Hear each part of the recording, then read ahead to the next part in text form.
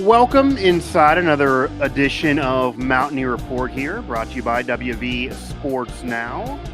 I am Mike Asti, and I am joined by Cody Nespor, and we are going to talk some football here on this edition of Mountaineer Report, and we're going to talk about a big game, an important game coming up for the West Virginia Mountaineers, and then also touch on some asinine news out of West Virginia. That asinine is the word, and you're probably already aware, but we will touch on what's going on in the West Virginia high school football community here at the back end of this show. So, Cody, we were there in Cincinnati. We had some Skyline chili. We were able to enjoy a victory. The Mountaineers won. The offense was worse. We kind of thought the offense would have to be better, and that would create the QB controversy. It gave him an opportunity to not start Nico, which we'll talk about here in a moment. Offense wasn't good, but they won anyway. They won anyway because of defensive turnovers, which they haven't been able to get all year. They won anyway because of special teams, which set up the offense, even though it didn't cash it in. They just won anyway because they made less mistakes than the opponent, and they really capitalized on the mistakes that Cincinnati offered them. And now they have a matchup with Baylor back at home. Feels like they haven't been at home in forever, certainly a month plus, in another important game, but a Baylor team that is riding high, that scores points no matter whether they win games or not, and they are riding a win streak of their own. Before we get into the quarterback controversy that I planted some seeds in our last show, how do you see this game playing out? What do you think a key to this game is? It's another must-win game for West Virginia, and both teams are actually in the thick of the Big 12 conference race, as insane as that sounds based on their years so far. Yeah, it's both teams are in this cluster of Big 12 teams that have 3 or 4 wins. Yeah. Right? There's like 7 teams with 3 or 4 conference wins that are technically alive. And it's like you said, I think this is a must-win game, but I think all the games left on the schedule are must-win. Like 100%. It's hard to drop any of these and not have it kind of not catastrophic, but not have it really kind of ruin the season. Like, because I think if they win out, people start to feel a little bit better at 8 wins. If you lose one of these, I think you'll go from 0 trusters to a higher number at least. Yeah, like if you lose one of these, I think you just lose the possibility of people starting to feel okay about this year. Yeah. And you said the key to this is that Baylor is terrible in Morgantown. I was just looking it up. 0-6 all time in Morgantown, which they score though in those games, but they don't win.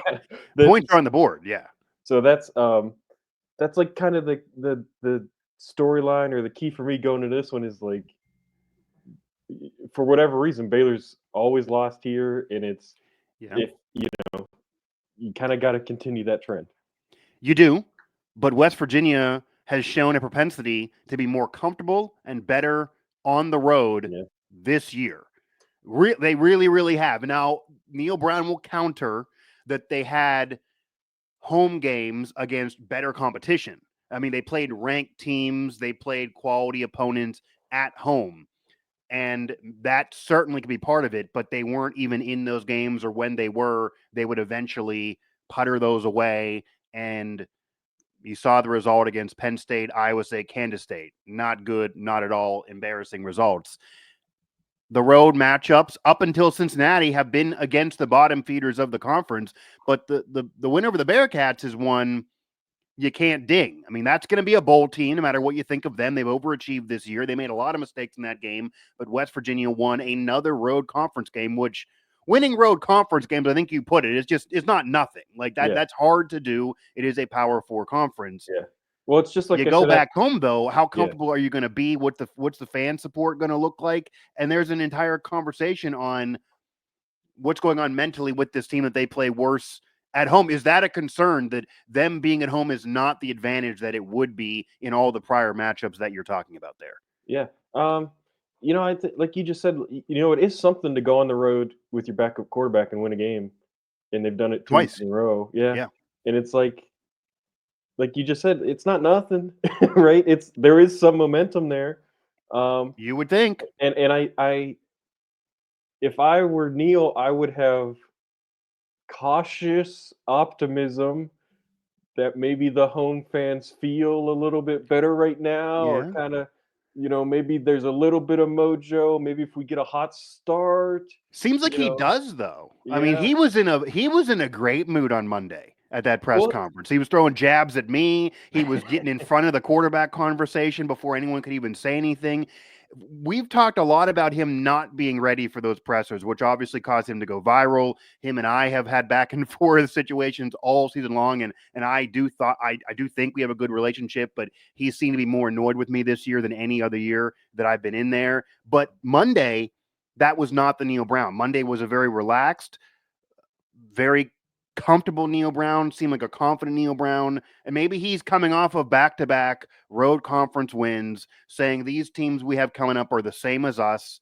We can do this. And I have some of the fans back. Maybe there is mojo back, but yeah, that was just a different. I mean, people are making fun of it, and I'm getting texts about it, and it's just a funny thing. But I think it also did show that he's in a better mood. I mean, yeah, even after the Arizona game, the post-game press conference and the Monday press conference, he looked miserable. He did not look happy. He looked like, despite a big one on the road, that he just sat there knowing, no one's going to give me credit because Arizona's so bad. Like, he just knew it. He just knew that was the result. But I think he felt like, okay, this Cincinnati win, I'm going to get credit for this. And this is a big deal to do it again. And we did win when we weren't playing well on offense, which he tried to spin into a positive, which you could argue. But I do think he's in a better mood now. yeah. Neal should feel good. I mean, Yeah, it's hard to win on the road, it is. especially when one of them's, what, 2 time zones away. So it's like, Yeah, I think 100%. in a normal year with a normal team and a normal fan base, like Sure. most fan bases would be feeling good right now. Like, you had a little dip in the middle of the season, but now Yeah. you're back on the rise and you're gonna try and finish strong. It's like most fan bases would be positive and The would only be, defense I will give to the fans, and I'm yeah, probably not the person to defend the fans because I've been at it with fans since I've been covering this program. I think if they just lost to Penn State, Kansas State, and Iowa State, right, right, right. I hear you, but to lose in embarrassing fashion where they were never really in those games, with the exception of maybe the first half against Iowa State, and to blow the brawl, like as we talked about before, if they would have beat Pitt and held on to that game, Pitt never would have been ranked. They arguably would have actually crawled into a ranking this year. They could sit there and say the schedule, the 11 Power Fours, all the losses are to these top 25 teams. Yeah, we'd like to beat them. We have beat them in the past, but we're still better than what you guys are saying. You're being unreasonable. But I think getting destroyed by Penn State, who we've now seen is vulnerable, Yeah, and then getting embarrassed by multiple other ranked teams at home, feeling like your home field advantage isn't there, and blowing the brawl. And we've seen Pitt be very vulnerable with a loss to Virginia, who's not great, and then getting destroyed against the only ranked team they've played all year. That it does allow the fans to say, I don't think it's unreasonable to expect to win one of those games, yeah, or at least compete in one of those games, or at least beat Pitt when you have a 10-point lead. So I think that's the defense of the fans, no, because yeah, they arguably do have unreasonable expectations a lot of the time.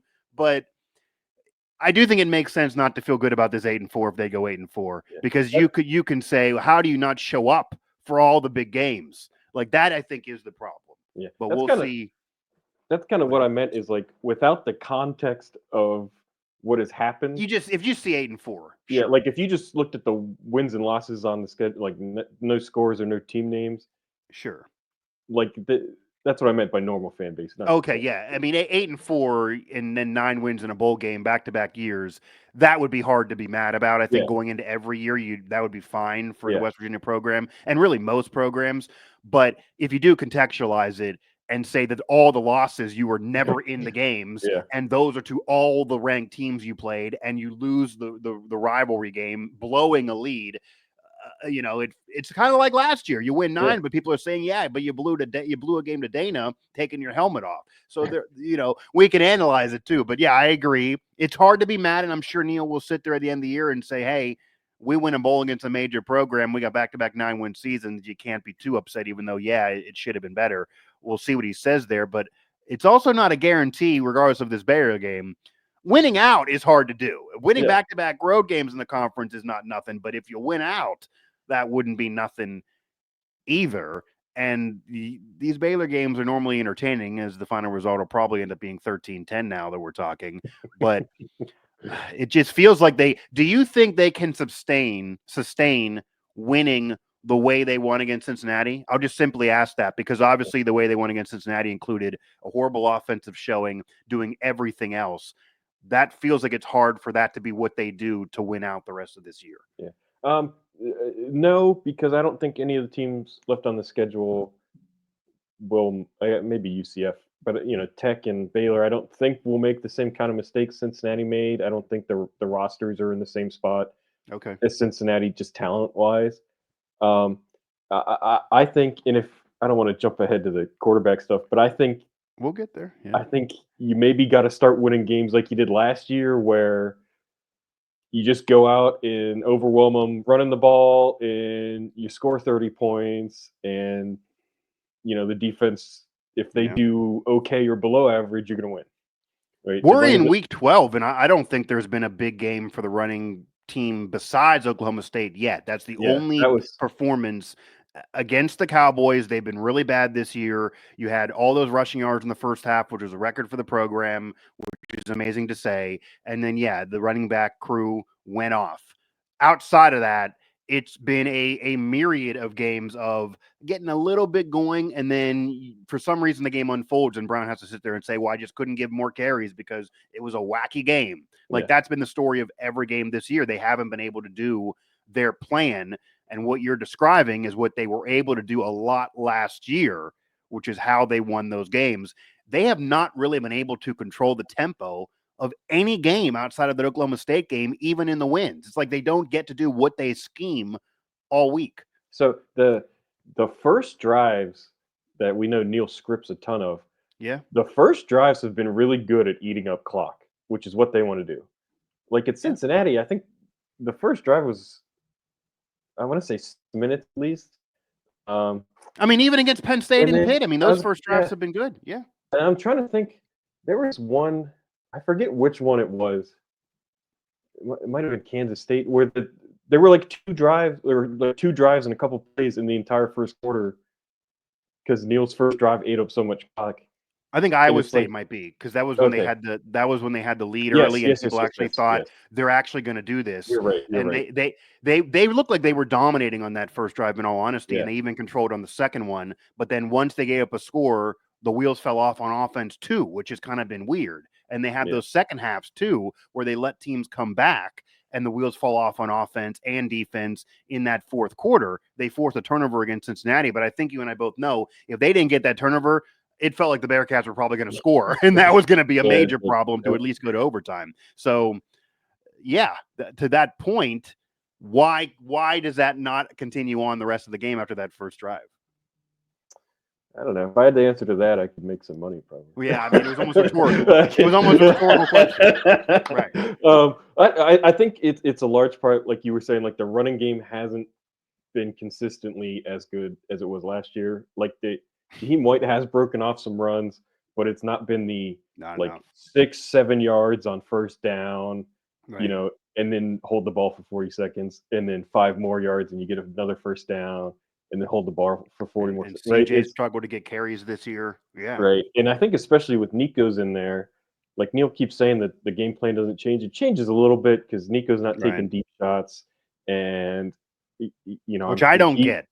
I don't get that. I would have thought against Cincinnati, and that secondary is ranked 100th in the country around that area. They should have took deep shots in that game. I said that on their coverage preview show. They were all asking me in the box, how come they're not taking deep shots? They tried once or twice, but they waited until the third quarter, and I didn't get that. Neal always says the game didn't unfold for it, but it can in the first two possessions. Like, you're then controlling it. So I didn't get that. I wonder if we're going to see more of that if Nico starts, which maybe he won't. But that's confusing because they always said the playbook would not change Nico to Green. Obviously, Green can run more and more effective than Nico, but Nico tries.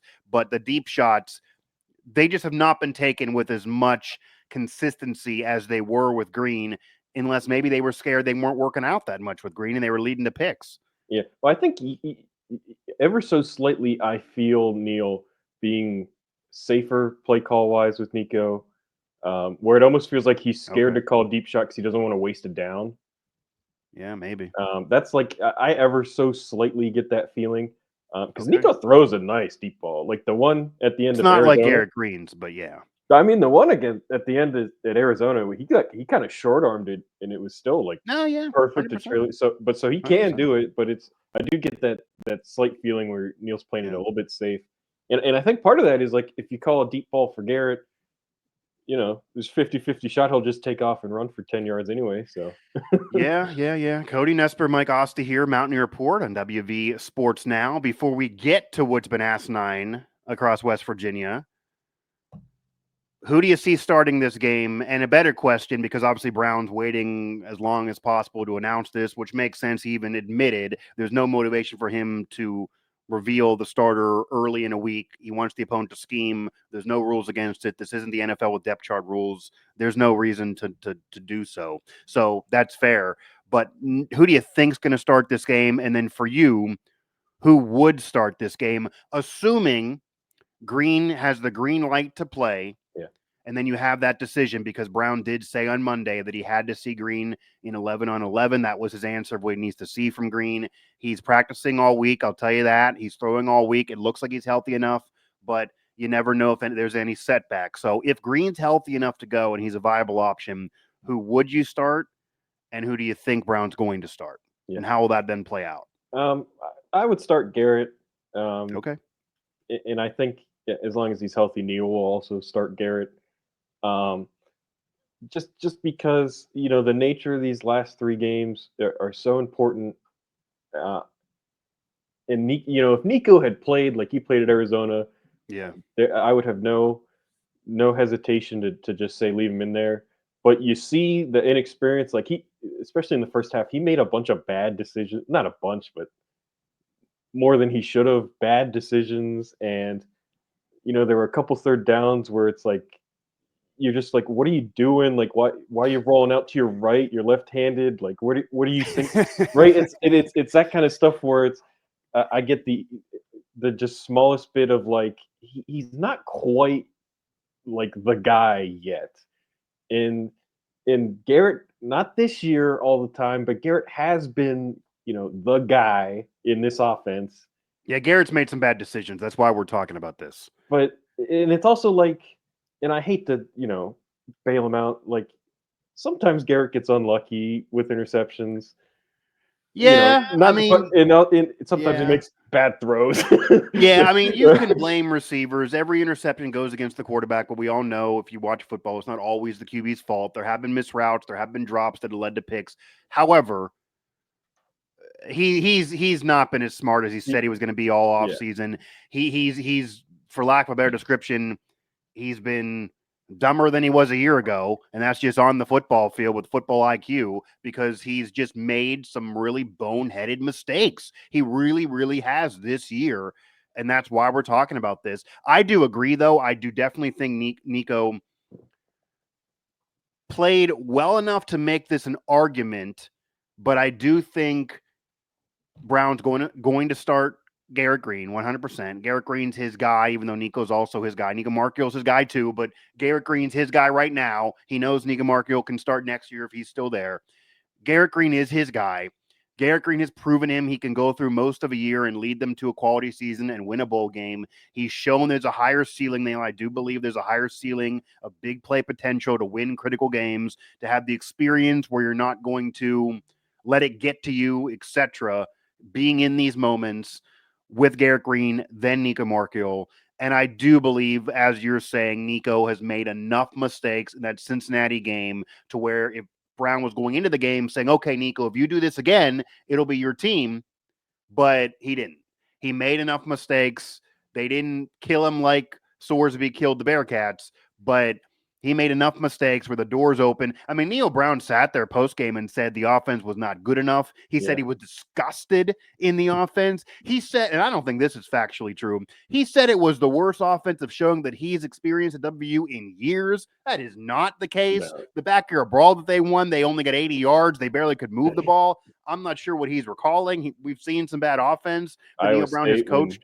When JT got benched. That game, 100%. There's been rough moments for sure, but that's what Neal Brown said. So it felt like he was kind of trying to send a message to everybody that, hey, it could have been Nico, but if Green's healthy, this guy lost the job. It wasn't enough. Like, it doesn't mean he doesn't think Nico can be better. There's belief there, but he played bad enough that I don't think he can even, it's hard for the Nico defenders to even argue it at this point. Yeah. I do think, though, that Brown should and will have a quick hook.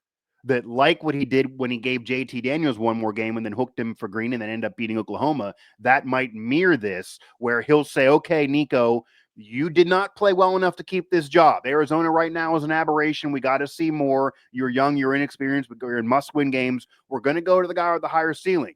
He's then going to sit Green down, maybe two of them together or separately, and say, hey, you're the better player for me. You're going to start. But if you make the mistakes you did earlier in the season, because a lot of those picks were on you, you're going to get a hook here. I can't have 2 picks and allowing 14 points from you and then keep you in. And if that happens again, I do think, whether it's halftime or whenever, he will then get benched, which will end his career at WVU, and then Nico will play. And win or lose, Nico will then be the guy to basically send that message to Green. You now have lost your job, which Brown said before he didn't believe he lost just from being hurt and didn't play bad enough earlier in the year with some big plays mixed in. So I do believe there will be a quick hook in this game. And maybe Green will play lights out and it won't matter, but I'll be interested to see how quick that hook is. There's going to be a hook. I wonder how quick. Like, 1 pick, is that enough? Do we need to see 2 picks? What if they're down by a couple scores? Does he think Nico can throw a deep ball, or is that a problem? If Nico gets in, is he throwing deep balls? What's going on? Because this is a game against a team that's scoring points every matchup, win or lose. So whoever's in there, you got to be able to move the ball, and better than they did against Cincinnati. Cody Nespor, Mike Asti here, WV Sports Now, Mountaineer Report. Find us on YouTube, download, subscribe, hit the notification bell, and also find us everywhere you get your podcasts, Apple, Spotify, TuneIn, Google Play, etc. And Cody, you covered a lot of high school football in West Virginia. Mm-hmm. I covered high school football early in my career, even though not directly in West Virginia, more in Western Pennsylvania and high school sports in general. So we have experience in the high school coverage realm. This is a story that's well beyond that here. Obviously, everyone's aware of this. They're taking a postponement. They're taking a pause on what should have been the start of high school football across West Virginia because of multiple rulings, an injunction and a ruling that contradict each other. This is off a reclassification back in August that has now become this mess. Different rules are part of points and systems, which send you to the playoffs, and different teams now could get in. This is a complete cluster. You know what? This is a complete mess. This is a big embarrassment for everybody. It's incredibly asinine. That is my favorite word, but that is the word that describes this perfectly. What is your take on somebody who just covered these teams very recently, and how do you think this gets freaking resolved? Because we are already at a point now that no matter how this is resolved, somebody has a legit gripe because there's been a contradictory ruling, and now we have a pause in the postseason that I'm assuming is going to eventually get played, but hopefully after, hopefully before Thanksgiving and not after the turkey's on your table and before December starts. Yeah.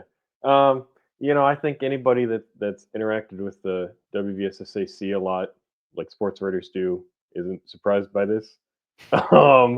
It's so predictable with them. Like, so stuff always goes wrong, and it's always in the most boneheaded way. And it's I could see the writing on the wall 2 weeks before this season started. They reclassed over the summer, and then 2 weeks before the season started, they let teams appeal to move up and down again.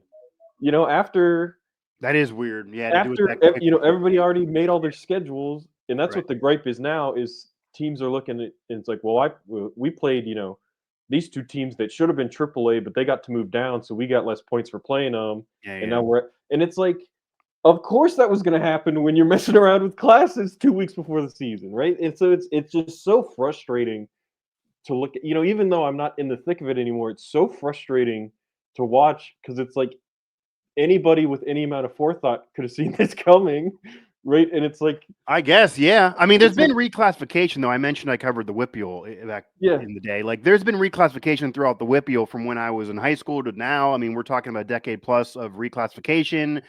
I went to Central Catholic in Pittsburgh. That was a 4A school when I was there, and they're winning state titles. It's moving up to 6A. And Aliquippa has become a national story because of all the moving of them and their fight about reclassification. And now they're not going to be in the title game for the first time in 7 years. However, Cody, despite all of that, they never had it be this much of a mess, and they never had different rulings right before the playoffs that contradict each other. So I guess the only counter I can give is we've seen reclassification and controversial rulings and change of systems before that nobody liked, but it never did this. yeah. Well, it never, and this is what the SAC never does, which is they never just put their foot down and they say, "Hey, I'm sorry this didn't work out for They're you, going to have to now, but right? this is how it's." Well, no, because now it's going to the state Supreme Court, I guess, and yeah. they're going to decide what's what. I guess. Because the SSAC never just says, and they should have done that this summer. Teams appealed to get reclassified. They should have just said, you're where we put you, at least for this year, and you're going to have to live with it." Right? But they let teams move, and now they've let teams sue them, right? Which Oh, is you're why going to we get got lawsuits after this. Can you imagine a Supreme Court ruling in which certain teams that got put in on one of these two rulings, it's because that obviously happened, don't get put in? Then they absolutely would have grounds to say, well, that was, it's ticket sales money. yes, That's prestige for our school. We yes. should have been there. You can take this to the end of time. And if you're going to say that you're not going to play until the end of litigation, I don't know when the hell that's going to be. So maybe you're not playing at all. So yeah, this is a complete mess. But the last thing I do want to ask on this, because this hasn't been brought up that much, everyone's just agreeing this is a mess, and many people who cover aren't really surprised by this occurring. Is this an indictment of the entire purpose of the point system? Because the point system exists to not just allow it to be wins and losses, to try to take into account strength of schedule, because like in college football, which is a major deal and a fair thing to bring up, not everybody plays a balanced schedule. But it seems like the point system here in West Virginia allows teams, like you're saying, to just, unlike what you want to do in college football, because you make it too hard and Brown's upset about all the 11 power fours, but in the high school realm, you just should intentionally stack a schedule. And if you win one or two games, you can just say, yeah, we lost, but look at all the points from all those teams we played. And then you can crawl in the postseason because you're racking up points off a strength of schedule when your win-loss record is horrible. Does that need changed regardless of the ruling? Because that seems like it allows manipulation schemes. And as much as I feel bad for all of these schools, some of these schools who are going to sue, or some of these schools who are going to be in the postseason likely, depending on how this shakes out, are simply there, not off wins and losses, but because of a schedule that they know they were trying to take advantage of and manipulate. And yeah, that's part of the system. Okay. But that's something that I feel like should change if you want to avoid this again. Yeah. So the point system a few years ago worked fine. And then a few years ago, they added these bonus points to where even if you lose, you get points for playing higher class teams. Like a Ken Palm. Yes. Like a Ken Palm. And once they started doing that, I mean, there was a point last year, there was an 0-10 team in AAA that had points because they got all these bonus. So I think I think it is an indictment of the point system as it is right now. The point system a few years ago, people got upset about it. People that had really hard schedules thought, they didn't kind of benefit at all. But it worked a lot better than this. It didn't result in injunctions. Is there a way to marry though? Because I'm a strength of schedule guy, and you have to at some point look at strength of schedule. I do feel like it isn't fair to say you played this powerhouse, you lost, and now you're penalized when this other team won off of UCF's 2017 quality type of schedule. That's the whole reason why people don't legitimize their claim at a national title, because they played a 96 strength of schedule and they won. There has to be something to look at the strength of schedule. but I do agree that it can't just be where you're 0-10 and you're looking Yeah. at a playoff berth. There has to be something to compromise that, Yeah, it's especially just in the high school ranks. I just don't think you can give points for losses. You can't give the bonus points Okay. for losses, which, like you're saying, it's like, and Martinsburg has an issue scheduling teams because nobody wants to go out and play Martinsburg. I was going to say, then you And would gets tell crushed. teams to stop scheduling big games. Then that would be the But most. If I'm running a high school, I would yeah, schedule Cupcake City and steamroll them. but What would so stop me it's from doing that? That's not manipulating it as well. and this is kind of where the SAC kind of just needs to grow a backbone Yeah, 100%.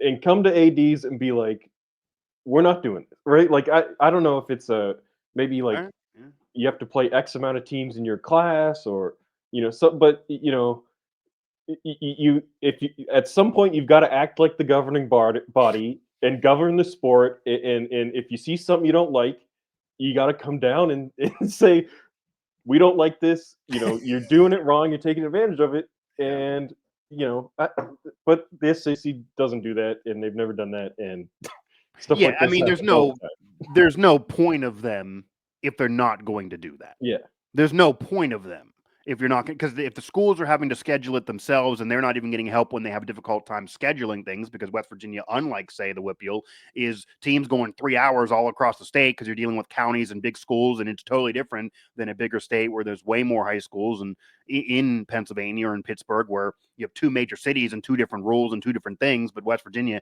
it's all one collective in the state. I get it's a different ball of wax than maybe what I'm used to.